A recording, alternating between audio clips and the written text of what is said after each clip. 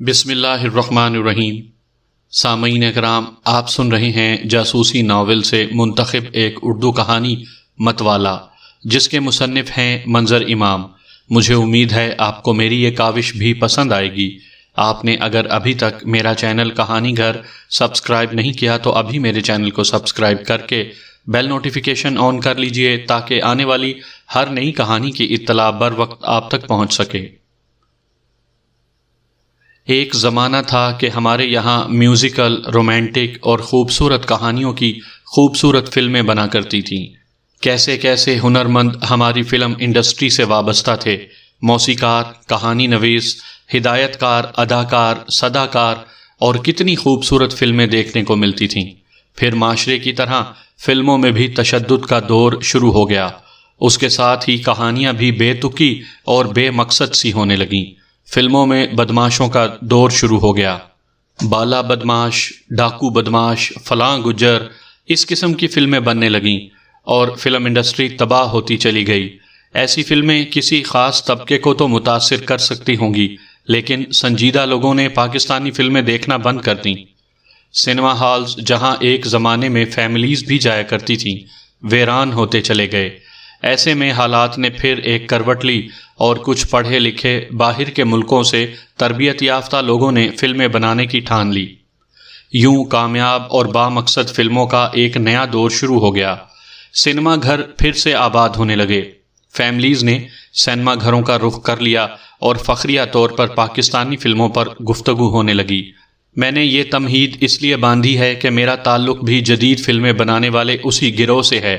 برطانیہ سے film direction کی تعلیم لی ہے اور خدا کے فضل سے اتنا سرمایہ بھی ہے کہ 2-4 فلمیں خود ہی پروڈیوس کر سکتا ہوں۔ اسی لیے میری پہلی فلم بے حد کامیاب رہی۔ اس نے ریکارڈ بزنس کیا۔ اس کامیابی نے مزید حوصلہ دلایا اور دوسری فلم بنانے کا ارادہ کر لیا۔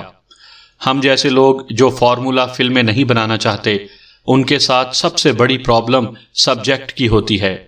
ایسا سبجیکٹ جو باندھ کر رکھ دے، جس میں روزمرہ کی زندگی اپنی پوری توانائی اور سچائی کے ساتھ دکھائی دے۔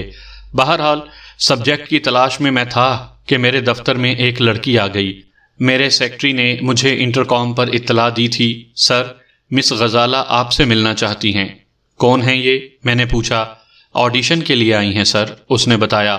تو اس کو انجم رضوی کے سپرد کر دو، وہ اس کا اسکرین ٹیسٹ وغیرہ لے لے گا۔ لیکن وہ آپ سے ملنا چاہ رہی ہیں، سیکرٹری نے بتایا۔ ان کی ممی بھی ان کے ساتھ ہیں۔ ٹھیک ہے، بھیج دو میرے پاس۔ میں نے انٹرکام بند کر دیا۔ کچھ دیر بعد 2 خواتین کمرے میں داخل ہوئیں۔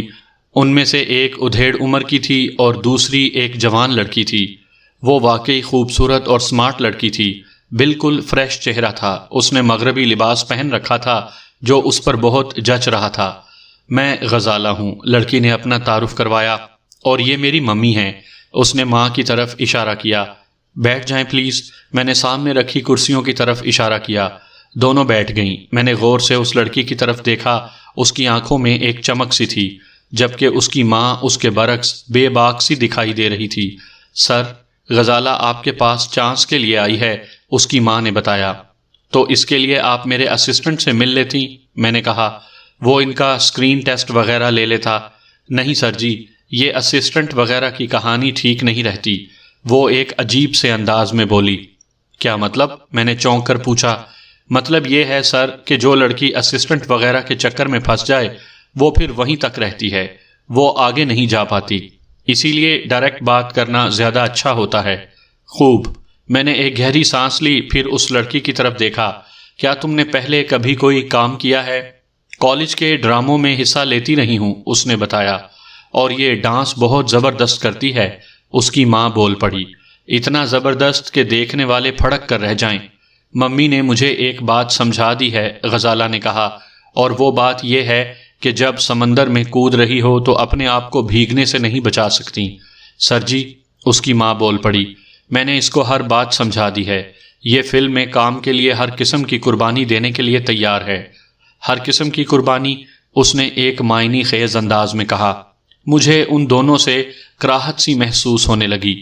اس قسم کے لوگوں نے ہمارے فلمی ماحول کو تباہ کر کے رکھ دیا تھا، اور اب پھر اس قسم کے لوگ دوبارہ چلے آ رہے تھے۔ کیونکہ اب فلم نے ایک نئی کروٹ لی تھی، نئے امکانات روشن ہو رہے تھے، اور میں چونکہ ایک کامیاب فلم ساز اور ہدایت کار ہوتا جا رہا تھا، اسی لیے مجھ پر جال ڈالنے کی کوشش ہو رہی تھی۔ ٹھیک ہے بی بی، میں نے ایک گہری سانس لی۔ اب آپ یہ بتائیں کہ فیملی بیک گراؤنڈ کیا ہے آپ کا؟ جی، فیملی بیک گراؤنڈ سے اگر آپ کا مطلب یہ ہے کہ ہمارا گزارا کیسے ہوتا ہے، تو خدا کے فضل سے سب کچھ ہے ہمارے پاس، اس کی ماں نے بتایا۔ اس کے ابو بہت کچھ چھوڑ کر مرے ہیں۔ ہمارے 4 مکانات ہیں جن کے کرائے ہی اتنے آتے ہیں کہ آرام سے گزر جاتی ہے۔ یس سر، وہ لڑکی بول پڑی، سب کچھ ہے ہمارے پاس، اپنی گاڑی، اپنا گھر، بس مجھے شوق ہے، اس کے علاوہ میں اور کیا کہہ سکتی ہوں؟ میری میز پر ایک سکرپٹ رکھا ہوا تھا۔ یہ سکرپٹ کسی فلم کا نہیں تھا بلکہ فائنل آڈیشن تھا۔ لب و لہجے کی جانچ کے لیے میں نے مختلف جذبات اور کیفیات کے ڈائیلاگ لکھے ہوئے تھے، انہیں پڑھوا کر دیکھتا تھا۔ چلیں یہ ڈائیلاگ پڑھ کر دکھائیں، میں نے کہا۔ اول تو اس سے پڑھا ہی نہیں جا رہا تھا، پھر اس کا لہجہ اور تلفظ اتنا خراب تھا کہ میں چکرا کر رہ گیا۔ بی بی، تمہارا لہجہ اور تلفظ تو بہت خراب ہے، میں نے کہا۔ تم کس بنیاد پر اداکاری کرنے نکلی ہو؟ تمہارے ساتھ تو بہت محنت کی ضرورت ہے۔ اسی لیے تو کہہ رہی ہوں سر جی کہ اس کے ساتھ خاص توجہ دیں، اس کی ماں بول پڑی۔ اور ویسے یہ ہر قربانی دینے کے لیے تیار ہے۔ اس نے دوسری بار یہ بے تکی سی بات کی تھی۔ بہرحال اس دن میں نے ان کا فون نمبر وغیرہ لکھ کر کسی طرح ان کو روانہ کر دیا۔ کئی دن گزر گئے، میں اور کاموں میں مصروف ہو گیا۔ وہ لڑکی اور اس کی ماں سوچنے کا ایک مواد یہ دے گئی تھی کہ شہرت اور پیسوں کے لیے انسان کس حد تک جا سکتا ہے۔ بقول ان کے کوئی کمی نہیں تھی، ان کے پاس سب کچھ تھا۔ اس کے باوجود ابھی تک کوئی ایسا سبجیکٹ نہیں مل سکا تھا جس پر توجہ سے کام کیا جا سکتا۔ اسی دوران میں ایک کہانی میرے پاس آ گئی۔ اس کہانی نے تڑپا کر رکھ دیا۔ وہ تھر کے ماحول کی ایک کہانی تھی، دختر صحرا کی کہانی تھی۔ صحرا کی سخت اور پریشان کر دینے والی زندگی کی کہانی تھی۔ میں نے اس کہانی کے ملتے ہی اپنے ساتھیوں سے مشاورت کر لی۔ ان ساتھیوں میں کیمرہ مین نجیب تھا، میری اسسٹنٹ رانیہ اور فائزہ تھیں، نائب ہدایت کار امان اللہ تھا۔ سب کی یہی رائے تھی کہ کہانی بہت اچھی ہے، اس پر بہت زبردست فلم بن سکتی ہے۔ لیکن میں تو تھر جا کر ریکی کرنا چاہوں گا، میں نے کہا، اور تم سب میرے ساتھ چلو گے تاکہ تم بھی اپنے اپنے پوائنٹ آف ویو سے دیکھ سکو۔ چلنا کب ہے؟ فائزہ نے پوچھا۔ جتنی جلدی ممکن ہو، میں نے بتایا۔ ہو سکتا ہے کہ ہم پرسوں ہی نکل جائیں۔ ہمارے سامنے قدرت کا شاہکار دور دور تک پھیلا ہوا تھا۔ ریگستان کا اپنا حسن ہوا کرتا ہے، اس کے تیور دن میں کچھ اور ہوتے ہیں اور رات میں کچھ اور۔ دن میں سورج آگ برساتا ہے اور رات کو آسمان شبنم کے موتی برساتا ہے۔ آپ صحرا میں چاند کو دیکھ لیں تو بس اسی کے ہو کر رہ جائیں۔ آسمان اتنا شفاف ہوتا ہے کہ لاکھوں ستارے آپ کو دکھائی دیتے ہیں۔ نہ جانے کتنی داستانیں اور کتنی کہانیاں صحراؤں میں پروان چڑھتی ہیں۔ مشہور مہم جو ناول نگار رائڈر ہیگرڈ نے گرد باد جیسا ناول لکھ کر صحرا کو امر کر دیا ہے۔ بہرحال ہم بھی صحرا میں اپنی کہانی کی تکمیل کے لیے آئے تھے۔ سبجیکٹ وہی تھا، یعنی حسن اور محبت کا، لیکن اینگل مختلف تھا۔ اس کے ساتھ ماحول بھی مختلف تھا۔ ہم 5 آدمی تھے جن کے بارے میں پہلے بتا چکا ہوں۔ ہم اپنی پوری تیاری کے ساتھ آئے تھے۔ صحرا کو جاننے والے ایک شخص نے کہا تھا، صاحب جی آپ کبھی صحرا پر بھروسہ مت کیجیے گا، یہ بہت بے وفا ہوتا ہے، کسی وقت بھی اپنا تیور بدل سکتا ہے، آپ کو راستے سے بھٹکا سکتا ہے، کچھ دیر پہلے اور کچھ اور ہوتا ہے، کچھ دیر کے بعد اس کا رنگ کچھ اور ہو جاتا ہے۔ پھر کیا کیا جائے؟ کسی جاننے والے کو ساتھ لے لیجئے گا، بہت سے مل جائیں گے۔ رانی کوٹ میں آپ کو ایسے بندے مل جائیں گے جو آپ کو صحرا میں لے جائیں، یعنی گائیڈ قسم کی کوئی چیز۔ ہاں یہی سمجھ لیں، اس نے کہا۔ تھوڑے سے پیسے لیں گے، پھر آپ کو صحرا کی سیر کروا دیں گے۔ یاد رکھیں، اگر آپ کسی گائیڈ کے بغیر گئے اور راستے میں بھٹک گئے تو پھر بھٹکتے ہی رہیں گے، صحرا آپ کو باہر جانے کا راستہ نہیں دے گا۔ رانی کوٹ سے ہمیں ایک راہبر مل گیا تھا، رمیش کمار نام تھا اس کا، اچھا بندہ تھا، اس کی اردو بھی بہت صاف تھی، کراچی میں کئی سال رہ کر گیا تھا۔ اس طرح ہم 5 کے علاوہ ایک رمیش کمار بھی ہو گیا تھا۔ پہلے دن اس نے پوچھا، صاحب یہ بتاؤ آپ لوگوں کو ریگستان میں کیا کسی خاص جگہ کی تلاش ہے کیونکہ ریگستان تو ایک ہی جیسا ہوتا ہے، ریت کے اونچے نیچے ٹیلے، کہیں کہیں صحرائی پودے اور جھاڑیاں، ان کے بعد پھر دور تک پھیلا ہوا ریگستان۔ آپ لوگ کیا کسی خاص جگہ پر جانا چاہتے ہیں؟ ہاں رمیش، کوئی ایسی جگہ جہاں کوئی پرانا محل یا کھنڈر وغیرہ ہو، میں نے بتایا، جس کے ارد گرد کا ماحول بہت پراسرار اور بہت عجیب ہو۔ پھر تو میں آپ کو روپ متی کے کھنڈر کی طرف لے چلتا ہوں، اس نے کہا۔ روپ متی کا کھنڈر؟ ہاں صاحب، ایک شہزادی تھی روپ متی، اس کے لیے اس کے باپ راجہ وکرم سنگھ نے ریگستان میں ایک چھوٹا سا محل بنوایا، وہ اس محل میں رہتی تھی۔ دلچسپ، کیا روپ متی کی کوئی کہانی بھی ہے؟ جی صاحب، اس بیچاری کی بہت زوردار کہانی ہے۔ چلو ہم وہ کہانی بعد میں سنیں گے، پہلے یہاں سے چلنے کی تیاری کرو۔ تو میرے آدمیوں کو بتاؤ کہ صحرا میں سفر کے لیے ہمیں کیا کیا ساتھ رکھنا ہے۔ رمیش کمار نے میرے اسسٹنٹ امان اللہ کو ایک فہرست لکھوا دی۔ ہم نے اسی دن وہ سارا سامان خرید لیا اور دوسری صبح اپنے سفر پر روانہ ہو گئے۔ رمیش نے جس کھنڈر کے بارے میں بتایا تھا وہ تقریباً 30 کلومیٹر کے فاصلے پر تھا۔ شہروں میں تو شاید اتنے فاصلے کی کوئی اہمیت نہیں ہوتی، لیکن صحرا میں یہ سفر بہت دشوار ہوتا ہے، ایک ایک قدم بوجھل ہوتا چلا جاتا ہے۔ ہم نے حماقت یہ کی کہ اس سفر پر دن کے وقت چل پڑے تھے، جبکہ ہمیں رات کو نکلنا تھا۔ بہرحال 5-6 کلومیٹر کے بعد ہی ہماری ہمت جواب دے گئی اور ہم نے پڑاؤ کر لیا۔ ہم چھولداریاں ساتھ لے کر آئے تھے۔ بے پناہ گرمی تو خیر برداشت کرنی ہی تھی، لیکن چھولداریوں کی وجہ سے دھوپ سے نجات مل گئی تھی۔ ہم نے 12 بجے کے قریب چھولداریاں لگائی تھیں اور شام تک انہی میں رہے تھے۔ مغرب کے بعد جب سورج نے اپنا سفر طے کر لیا، رات اتر آئی تو ہم نے کھانے سے فارغ ہو کر پھر اپنا سفر شروع کر دیا، اور رات کا یہ سفر اتنا خوشگوار تھا کہ ہم بچوں کی طرح خوش ہو رہے تھے۔ صحرا کی ٹھنڈی ہواؤں نے ہم میں ترنگ جگا دی تھی۔ 25 کلومیٹر کا سفر پتہ ہی نہیں چلا تھا۔ اب ایک عظیم الشان کھنڈر ہمارے سامنے تھا، روپ متی کا محل، جہاں اس کو رکھا گیا تھا اور جس کی کہانی رمیش ہمیں بتانے والا تھا۔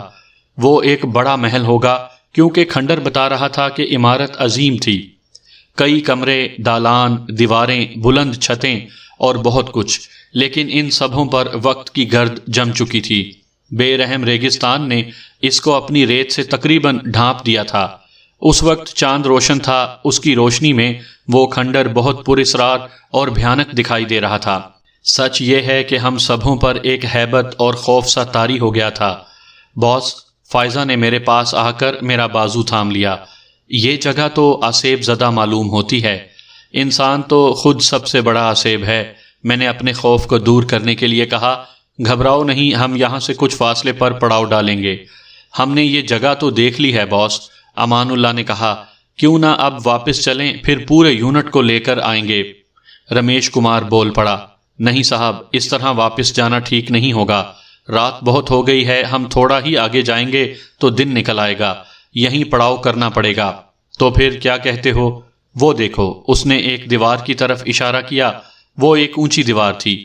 صاحب، دن کے وقت اس دیوار کا سایہ زمین پر پڑے گا، ہم وہیں اپنی چھولداریاں لگا لیتے ہیں، پورا دن دیوار کے سائے میں آرام سے گزر جائے گا، اور کل اندھیرا ہوتے ہی یہاں سے واپسی کے لیے نکل چلیں گے۔ ہاں، تمہارا مشورہ معقول ہے رمیش۔ ذرا سی دیر میں اس دیوار کے ساتھ چھولداریاں نصب کر دی گئیں۔ ہم جب اطمینان سے بیٹھ گئے تو میں نے رمیش سے پوچھا، ہاں بھائی، اب بتاؤ روپ متی کی کیا کہانی تھی؟ صاحب، وہ اس علاقے کے راجہ وکرم سنگھ کی بیٹی تھی، بہت خوبصورت۔ وہ جب پیدا ہوئی تھی تو راجہ نے اس کی جنم کنڈلی نکلوائی، اس میں یہ نکلا کہ راج کماری اپنے باپ کی موت کا سبب بن جائے گی، اس کو محل سے الگ رکھنا ہوگا۔ جب وہ 18 برس کی ہوگی تب اس سے برے اثرات ختم ہو جائیں گے، اس وقت باپ بیٹی ایک دوسرے کو دیکھ سکتے ہیں۔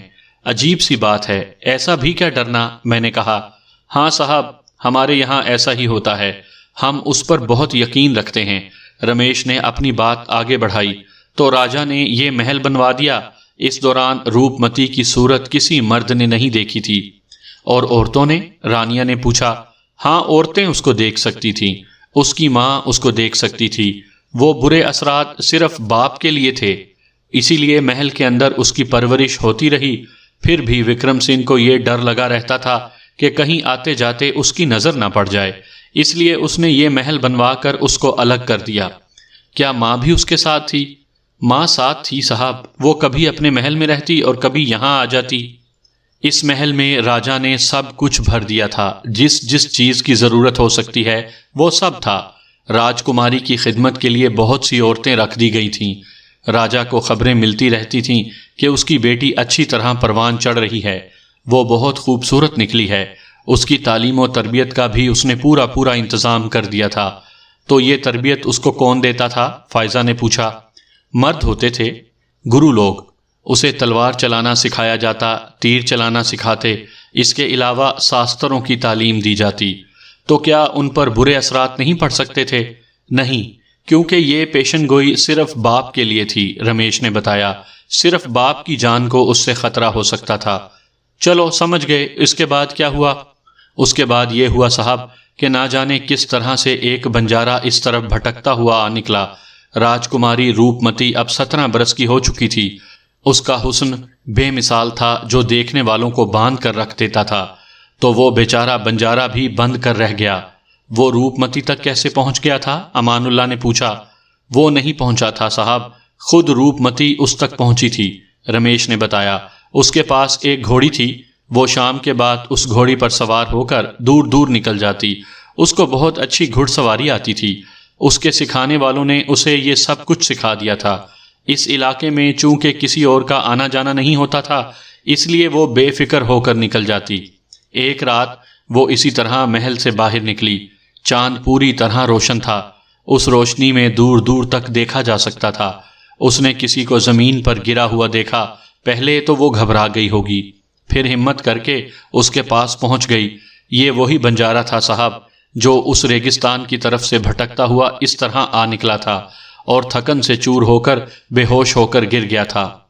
روپمتی اس وقت اکیلی تھی۔ وہ جب محل سے باہر گھڑ سواری کے لیے نکلتی تو اپنے ساتھ پانی کی کئی بوتلیں بھی رکھ لیتی تھی۔ اس نے بنجارے کے منہ پر پانی کے چھینٹے دیے، اس کو تھوڑا پانی پلایا، اور جب وہ کسی طرح ہوش میں آ گیا تو اسے ایک خفیہ راستے سے محل میں لے آئی۔ ہم سب بہت دلچسپی اور سکون کے ساتھ رمیش کی یہ کہانی سن رہے تھے۔ اس دوران رانیہ سب کے لیے چائے بنا کر لے آئی تھی۔ ایسے ماحول، ایسی فضا اور ایسے مقام پر چائے پینے کا مزہ ہی کچھ اور ہوتا ہے۔ صاحب روپمتی اس بنجارے کی دیکھ بھال کرتی رہی۔ اس نے اس بنجارے کو ایسی جگہ چھپا کر رکھا تھا جہاں کسی اور کی نظر نہیں جا سکتی تھی۔ اس بنجارے کا نام کیا تھا؟ نجیب نے پوچھا۔ وہ ایک مسلمان تھا صاحب، رمیش نے بتایا۔ یہ بھی بعد میں پتا چلا تھا۔ پھر ہوا یہ کہ ان دونوں کے درمیان محبت کا رشتہ قائم ہو گیا، کیونکہ روپمتی نے زندگی میں پہلی بار غلاموں کے علاوہ کسی اور مرد کو دیکھا تھا۔ یہ محبت اتنی گہری ہو گئی تھی کہ ان دونوں نے ایک ساتھ جینے مرنے کا ارادہ کر لیا۔ روپمتی نے اس کو اپنے بارے میں بتایا۔ اس نے بتایا کہ اس کا نام شاکر ہے اور وہ ایک مسلمان تاجر کی اولاد ہے۔ وہ شکار کی تلاش میں بھٹکتا ہوا اس طرف آ نکلا تھا۔ اس کے پاس پانی ختم ہو گیا تھا، صحرا کی گرمی اس سے برداشت نہیں ہوئی اور وہ بے ہوش ہو کر گر گیا۔ روپمتی نے اس کے ساتھ اس محل سے نکل جانے کا ارادہ کر لیا۔ ہو سکتا ہے کہ شاکر نے اسے سمجھایا بھی ہو، لیکن روپمتی تو اس کے عشق میں پاگل ہو رہی تھی۔ بہرحال ایک رات کو یہ دونوں اس محل سے نکل گئے۔ وہ اپنے ساتھ گھوڑے نہیں لے جا سکتے تھے کیونکہ محل میں پہرے داری کی جاتی تھی۔ دونوں پیدل ہی فرار ہوئے تھے۔ رات تو خیریت سے گزر گئی، لیکن اس کے بعد دن ان کے لیے قیامت کا ثابت ہوا۔ سورج پوری آب و تاب کے ساتھ طلوع ہو چکا تھا۔ روپمتی ایک نازک لڑکی تھی، اس نے ایسی گرمی کہاں برداشت کی ہوگی۔ بہرحال وہ صحرا میں ایک دوسرے کے سہارے چلتے رہے اور آخرکار ایک جگہ نڈھال ہو کر گر پڑے۔ اب یہ دیکھیں کہ قسمت کے کیسے کھیل ہوا کرتے ہیں۔ اس صحرا میں اس کا باپ وکرم سنگھ اپنے کچھ سپاہیوں کے ساتھ شکار کھیلنے آیا ہوا تھا۔ اس نے ان دونوں کو دیکھا تو حیران رہ گیا، خاص طور پر روپمتی جیسی حسین لڑکی کو دیکھ کر اس کے ہوش اڑ گئے تھے۔ اس نے پہلی بار اسے دیکھا تھا، اس لیے اسے معلوم ہی نہیں ہو سکا کہ یہ اس کی اپنی اولاد ہے۔ اس کے کہنے پر اس کے سپاہی ان دونوں کو اٹھا کر خیمے میں لے آئے، جہاں انہیں ہوش میں لایا گیا۔ دوسری طرف خود روپمتی بھی اپنے باپ کو نہیں پہچانتی تھی۔ وکرم سنگھ نے ان دونوں کے نام پوچھے۔ شاکر نے اپنا نام بتایا اور روپمتی نے اپنے بارے میں بتایا کہ وہ شاکر کی بیوی ہے اور اس کا نام زبیدہ ہے۔ اس نے اس خوف سے نام خود بتایا تھا کہ کہیں اس کے باپ کو پتہ نہ چل جائے۔ قصہ مختصر یہ کہ راجہ وکرم کی نیت خراب ہو گئی۔ اس نے اپنے آدمیوں کو حکم دیا کہ وہ اس لڑکی کو اس کے اپنے خیمے میں پہنچا دیں۔ شاکر سے یہ بات برداشت نہیں ہو سکی۔ اس نے وکرم کے پاس رکھی ہوئی تلوار اٹھا کر وکرم کی گردن اڑا دی۔ وکرم کے آدمیوں نے یہ دیکھ کر شاکر اور روپمتی دونوں کو مار ڈالا۔ اس دوران روپمتی کے محل سے روپمتی کو تلاش کرتے ہوئے کچھ لوگ آ گئے۔ انہوں نے روپمتی کو پہچان لیا۔ پھر کیا تھا؟ ہر طرف ایک کوہرام مچ گیا، اور اس طرح یہ کہانی لوگوں تک پہنچ گئی اور آج تک ان علاقوں میں سنی اور سنائی جاتی ہے۔ یہ تو بہت المناک کہانی ہے رمیش، فائزہ نے کہا۔ ہاں جی، بہت المناک کہانیاں تو اسی طرح جنم لیتی اور سینہ بہ سینہ سفر کرتی ہیں۔ ہم لوگ بہت دیر تک خاموش رہے۔ اس دوران میں رات بھی ڈھلنے لگی تھی۔ یہی طے پایا کہ اس وقت صحرا میں سفر مناسب نہیں ہوگا، کیونکہ کچھ دیر کے بعد سورج طلوع ہو جائے گا، پھر وہی بلا کی گرمی ہلکان کر کے رکھ دے گی۔ روپمتی کی جو کہانی رمیش نے سنائی تھی اس نے ہم سبوں کو ہلا کر رکھ دیا تھا۔ امان اللہ تو یہ کہنے لگا کہ سر، یہ سبجیکٹ ہی اتنا زبردست ہے کہ اس پر فلم بنائی جا سکتی ہے۔ وہ تو ہے، میں نے اس کی تائید کی۔ میں اس پر ایک بھرپور اسکرپٹ لکھواؤں گا، اگلی بار ہم اس پر کام کریں گے۔ وہ دن ہم نے اس محل کی دیوار کے سائے تلے گزارا۔ رمیش نے ٹھیک ہی کہا تھا، ہم سورج کی تمازت سے محفوظ رہے۔ مغرب ہو گئی، صحرا کی تپش کچھ کم ہوئی تو ہم نے واپسی کے لیے سامان باندھنا شروع کر دیا، اور اس وقت محل کے اندر سے ایک آواز آئی، کسی مرد کے گانے کی آواز۔ وہ کوئی صحرائی گیت گا رہا تھا، اور کیا آواز تھی اس کی، جیسے کسی نے ہمیں باندھ کر رکھ دیا ہو۔ اتنی خوبصورت اور میٹھی آواز ہم نے بہت کم سنی ہوگی۔ رمیش، یہ کس کی آواز ہے؟ میں نے حیران ہو کر پوچھا۔ پتہ نہیں صاحب، شاید کوئی محل کے اندر کسی کمرے میں ہے، چلو چل کر دیکھتے ہیں۔ نہیں صاحب، نجیب ڈر گیا، خدا جانے کون سی بلا ہو۔ کسی بلا کی آواز اتنی خوبصورت نہیں ہوتی۔ میں نے کہا، کوئی انسان ہے۔ ہاں صاحب، وہ کوئی بندہ ہے۔ رمیش نے ایک طرف اشارہ کیا، وہ دیکھیں، وہ کچھ بکریاں دکھائی دے رہی ہیں۔ میرا خیال ہے کہ کوئی چرواہا ہے۔ عام طور پر چرواہے اپنی بکریوں کو لے کر اس طرف آ نکلتے ہیں اور اس محل کے کسی کمرے میں رات گزارتے ہیں۔ آؤ دیکھتے ہیں کون ہے۔ ہم سب اس آواز کی طرف چل پڑے۔ وہ ایک چرواہا ہی تھا جو ایک کمرے میں بیٹھا ہوا اپنی دھن میں مگن گائے جا رہا تھا۔ اس وقت اتنی روشنی نہیں تھی کہ ہم اسے دیکھ سکتے۔ ہم نے ٹارچ روشن کر لی تھی۔ وہ بیچارہ ہمیں دیکھ کر بری طرح خوف زدہ ہو گیا۔ میں نے اس کے پاس جا کر اسے تسلی دی، گھبراؤ نہیں، ہم بھی تمہاری طرح انسان ہی ہیں۔ ہم نے باہر پڑاؤ کر رکھا تھا، اب واپس جا رہے تھے کہ تمہاری آواز کھینچ لائی۔ کون ہو تم؟